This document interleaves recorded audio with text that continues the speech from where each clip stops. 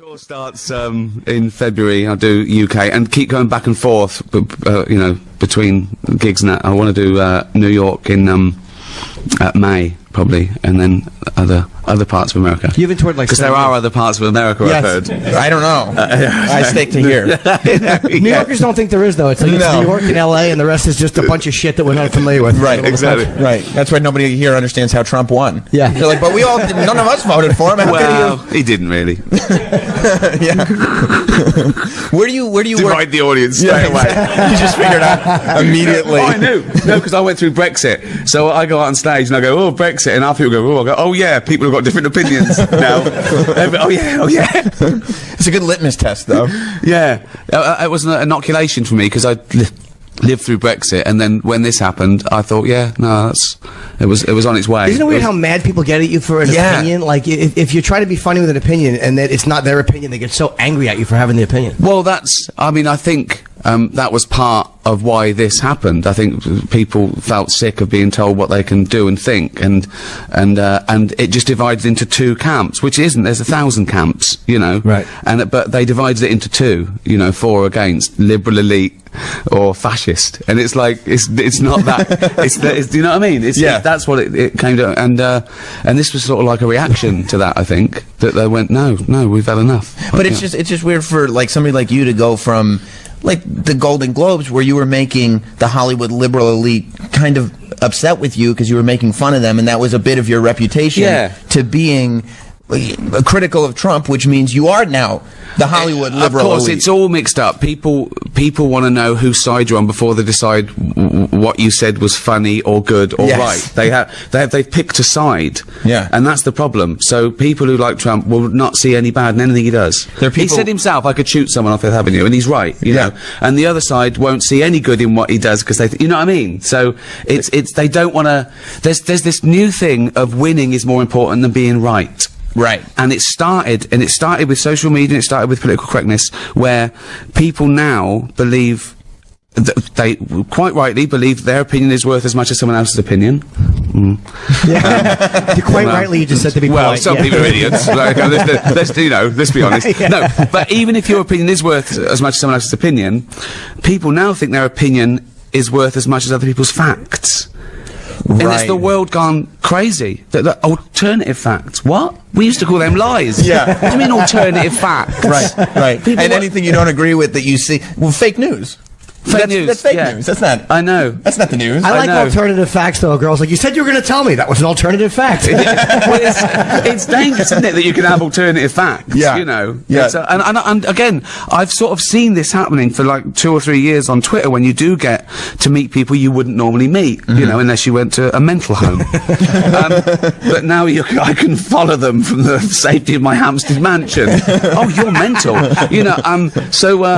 But they don't like facts. It annoys them. I found out when I went on Twitter, I found out that the atheists are the most hated group in the world. Right? You know, they're people think atheists. There was just a poll, for believing nothing. Just for not believing. They were voted least trustworthy group in America, joint bottom with rapists. How about rapist atheists? They were the highest, actually. Ironically. You find out things like that from Twitter, but you mainly find out that the average person is scarily misinformed. Do you ever regret weighing in? Like, sometimes you're like, oh, why did I say anything? I should have just said nothing. I've gone through that.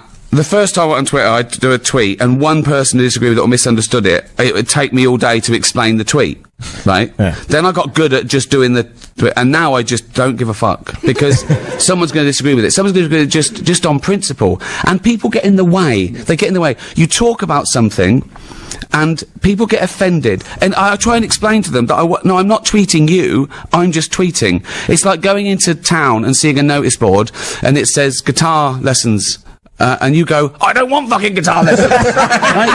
Well, no, do you know what I mean? Yes. And they just get in the way. It doesn't matter what you do, someone gets in the way. Like, I go, a terrible thing, I'll ban bullfighting. Someone goes, what about the kids in Syria?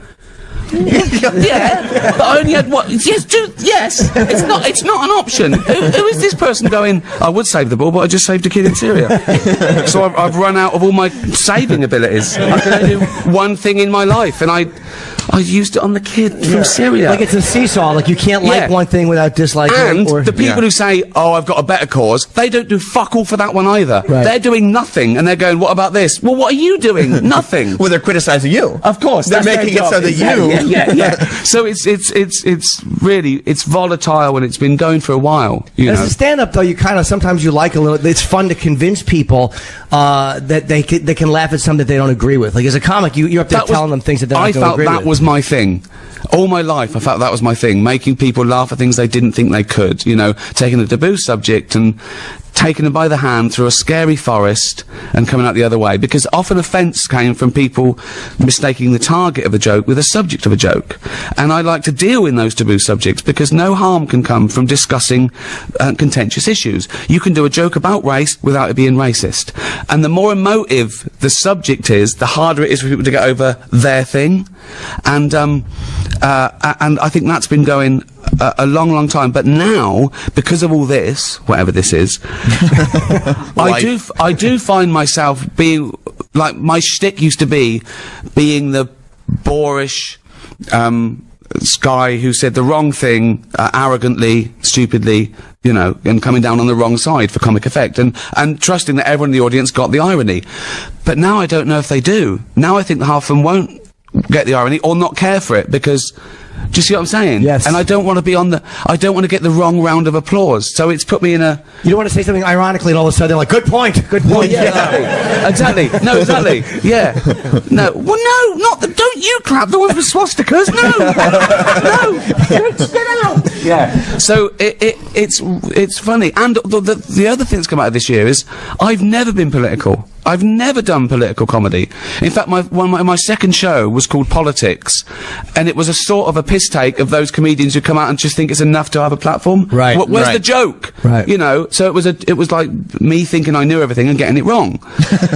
But now I've never been so political. Everyone's political. This last 6 months, everyone is political. You can't avoid it because something's happened that is really frightening or dangerous or or very great for some people. Yeah, of course. Yeah. But I don't know what these people who like.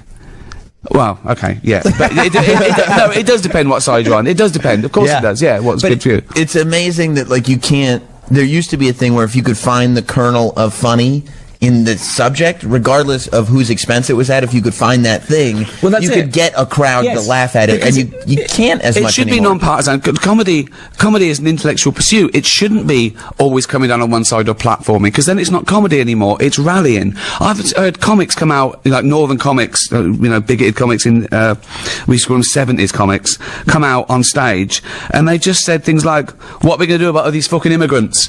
And they get a round of applause, and I'm just going... Where's the joke? He's not even doing a character. See, and I was thinking, what's the answer? Yeah. You know what I mean? So comedy should never have been that sort of thing. You're right. You've got to find the funny. And this thing about people say, they always said to me, punching up or punching down. Sometimes a joke isn't punching at all. Yeah. It can be a pun. It can just be funny. It can just be words. It doesn't... But now people are trying to find your side before they decide on whether they can laugh or like you or not. You know who's the master of walking that line, too? Colin Quinn walks that line really well, and he had a funny joke about punching down. He said comedy never punches down, and I've read that from at least 50 people who've never done comedy. And he's absolutely right. Yeah, and it's the should, They should always punch up. Should, yeah, I know. It's really weird. I did a thing on Jimmy Fallon last time I was here, and it was about it wasn't weeing on him. Russians have got the tape of me weeing on Jimmy Fallon. I'm trying to get them to tape me, they won't. And I'm denying it. You just said you did. No, I didn't. No, fake news. Yeah, alternative facts. But you said it. That was an alternative. I was doing fake news. How about yourself? Yeah, it was locker room talk.